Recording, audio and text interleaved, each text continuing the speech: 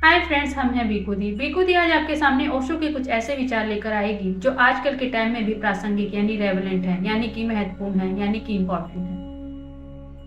ओशो ने ये बात अपने मरने से बहुत समय पहले कही थी। अब उनको भी मृत्यु को हुए 60 साल हो चुके हैं, लेकिन अगर आप देखेंगे तो आज भी उनकी बातों में बहुत बड़ी सच्चाई दिखती है। आपने देखा कि मनुष्य के साथ मनुष्य के जो संबंध हैं वो इतने ज्यादा विकृत हो चुके हैं, इतने ज्यादा विकृत हो चुके हैं कि अब जो मनुष्य है वो अपने संबंध जानवरों या वस्तुओं के साथ बनाने लगा है। आपने देखा है कि स्त्री और जो पुरुष के संबंध है उसमें इतनी लड़ाई और इतना झगड़ा है और इतनी ज्यादा आपको उत्तरदायित्व निभाना पड़ता है, इतनी ज्यादा जिम्मेवारी निभानी पड़ती है कि जो आदमी है वो इससे फेड अप यानी कि परेशान और हो चुका है। वो अपने लिए एक नए रास्ते ढूंढता है अपनी काम वासना के लिए। इसके लिए वो जानवरों का इस्तेमाल करता है और अब तो यंत्रों का इस्तेमाल भी किया जाता है। आज से पहले ये बात विदेशों में कही जाती थी कि अमेरिका में कुत्तों का प्रयोग अपनी काम वासनाओं की पूर्ति के लिए किया जाता है, लेकिन आपने अब भारत में भी देखा होगा कि अपनी काम वासनाओं की पूर्ति के लिए हम जानवरों और यंत्रों का प्रयोग कर रहे हैं। ये तो बात सही है कि आप जानवरों और यंत्रों का प्रयोग कर रहे हैं, लेकिन साथ ही साथ आप ये भी देखिए कि जब आपके घर में कभी कोई, आपने देखा होगा कि लोग कहते हैं कि हमारे घर भूत प्रेत बाधा है, कोई चीज कहीं से कहीं उठ के जा रही है, या कोई चीज हमने यहाँ रखी थी वो कल को हमें वहां मिली, तो ये सोचा जाता है कि आपके घर में कोई भूत प्रेत आत्मा है। लेकिन अगर सही मायने में देखा जाए तो उस घर में जरूर कोई एक अतिरिक्त काम वासना से पीड़ित कोई व्यक्ति होता है, चाहे वो स्त्री हो चाहे मनुष्य हो, जिस कारण जो अशरीर, जो भूत प्रेत की आत्माएं हैं वो आपकी ओर आकर्षित होती हैं। आपको लगता है कि आपने सपने में सेक्स किया, लेकिन कई बार ऐसा होता है कि जो अशरीर आत्मा यानी जिसको आप भूत प्रेत कहते हैं, उनके साथ अपने अपनी काम वासनाओं को तृप्त किया होता है। क्योंकि जो अशरीर आत्माएं होती हैं, जो भूत प्रेत होते हैं, ये ऐसी काम वासनाओं से पीड़ित व्यक्तियों के बहुत जल्दी संपर्क में आ जाते हैं। काम वासना में आप अपने संस्कारों को भूलते हैं, आप अपने मूल्यों को भूल जाते हैं। चलिए, मनुष्य का, आदमी का तो मानते हैं कि वो इधर उधर से अपने तरीके अपना लेकर कुछ ना कुछ करके अपनी काम वासना की तृप्ति कर लेता है, लेकिन जो स्त्री होती है वो शायद इस चीज से उभर नहीं पाती है और वो अपने दिमाग में एक बोझे की तरह रखती है, जिस कारण उसको हिस्टीरिया जैसा ये रोग होने लग जाता है, जिसमें वो बेहोश होती है, इधर उधर हाथ पैर मारती है। जब इसके लिए रिसर्च की गई तो पाया गया कि जो हिस्टीरिया रोग होता है वो स्त्रियों को ज्यादा होता है, और इसलिए होता है क्योंकि या तो वो स्त्री पहले से, मतलब या उसकी जो पति है वो पहले मर चुका है, या वो बहुत कम उम्र में विधवा हो गई है, या कोई पति ऐसा है जो सेक्स करने के काबिल नहीं है। ज्यादातर ये आपने देखा होगा ईसाई नन में जो होता है हिस्टीरिया रोग पाया जाता है, क्योंकि इन्हें बचपन से ही समाज सेवा में लगा दी, लेकिन काम वासना तो एक भावना है, उसको तो वो दबा नहीं सकते हैं, जिस कारण वो इस बीमारी से पीड़ित हो जाती है।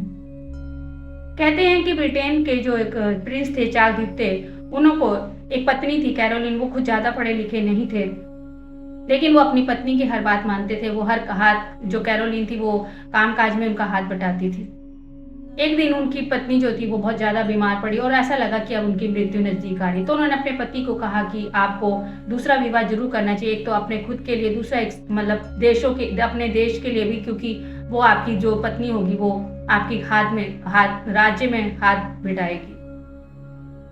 तो जो चार्ल्स द्वितीय थे वो रोते रोते कह रहे थे नो मैरिज, नो मैरिज। तो जो उनकी पत्नी थी वो, जो बहुत ज्यादा खुश हुई कि मतलब मेरा पति कह रहा है कि नहीं, मैं अब दूसरी शादी नहीं करूंगा, उसने आंख खोली तो जो जो उनका पति था चार्ल्स द्वितीय, वो रोते रोते बोलते, आंख बंद करके कहते नो मैरिज, नो, लेकिन हाँ मैं रखेले बहुत सारी रखूंगा। तो जो वासना है आप करना चाहते हैं, लेकिन आप उत्तरदायित्व से बचे, शायद इसीलिए जो हमारे समाज में है हम और तरीके ढूंढ रहे हैं। क्योंकि आप अगर किसी स्त्री के साथ करेंगे आपके ऊपर उत्तरदायित्व आएगा, आप उनकी जिम्मेवारी उठानी पड़ेगी, और ये जिम्मेवारी से आपके अंदर कलेश और झगड़ा उत्पन्न होता है। इसीलिए शायद हम दूसरे रास्ते ढूंढने की फिराक में रहते हैं। महावीर ने कहा है कि आखिर ब्राह्मण होता कौन है। हमने ब्राह्मण, शूद्र और क्षत्रिय की अलग अलग परिभाषाएं जरूर सुनी होगी, लेकिन जो इन्होंने कहा, महावीर ने कहा कि, महावीर कहते हैं कि जो देवता, मनुष्य और त्रिंचय मतलब होता है जो आत्माएं जो भटक रही होती हैं, से संबंधी सभी प्रकार के मैथुन, मन, वाणी और शरीर से सेवन नहीं करता, मतलब मन में लाता भी नहीं है इन तीनों के साथ करने में, तो वो ब्राह्मण कहलाता है। लेकिन आप चारों तरफ देखिए, क्या कभी कोई आपको ऐसा ब्राह्मण मिलेगा? कोई भी नहीं मिलेगा, क्योंकि हम इस समय पे अपना ब्रह्मचर्य व्रत भूल जाते हैं। एक, मैंने जैसे बोला कि कोई छींक की तरह है कि आपकी छाती पर एक, जैसे कि आपके दिमाग में बोझ रहता है, जैसी छींक मारी आपको लगता है दिमाग हल्का, वैसे ही सेक्स भी एक तरह की छींक है, जिससे कि जो आपके दिमाग को और अपने शरीर को हल्का कर देती है। कहते हैं क्या, जो क्लियोपेट्रा थी, जो मिस्र की बहुत खूबसूरत स्त्री रानी थी, उसकी जब मृत्यु हुई तो उसकी लाश को 3 दिन तक गायब, उसकी जो कब्र थी उससे 3 दिन तक गायब रही वो। जब उसको वापस 3 दिन के बाद उसी कब्र में रखा गया, तो जब उसका शारीरिक परीक्षण किया गया, जिसे पोस्टमार्टम कहते हैं, तो पाया गया कि बहुत सारे लोगों ने उसके साथ संभोग यानी कि सेक्स किया था। क्योंकि ये सच बात है कि जैसे ही आपके ऊपर ये भावना, ये कामवासना की भावना प्रबलित होती है या तेजी से पकड़ती है, तब आप सब कुछ भूल जाते हैं कि क्या धर्म है, क्या नियम है और क्या कर्म है। तो हो सकता है इसके पीछे जो हमारे समाज में जो ये कलह और झगड़ा है, शायद ये एक बहुत बड़ा कारण बनता जा रहा है कि हम अपनी जो शारीरिक जरूरतें हैं वो हम दूसरे तरीकों, जो गलत हैं, गलत तरीकों से हम एक दूसरे पर निकालने की कोशिश कर रहे हैं। ये पहले आज तक विदेशों में प्रचलित था, लेकिन आप देख रहे हैं कि अपने देश में भी ये चीजें बहुत ज्यादा प्रचलित होने लगी है, फैलने लगी है। तो फ्रेंड्स, ये थे ओशो के विचार और हमें लगता है कि वाकई में ये एक समाज की सबसे ज्यादा जो विकृति है कि कलेश और झगड़े के कारण जो संबंधों में हमारे आए, उस कारण शायद हमने दूसरे आयाम या दूसरे रास्ते ढूंढने लगे। और हमेशा की तरह जरूरी नहीं कि जब भी कोई दूसरे रास्ते ढूंढ जाए वो सही हो।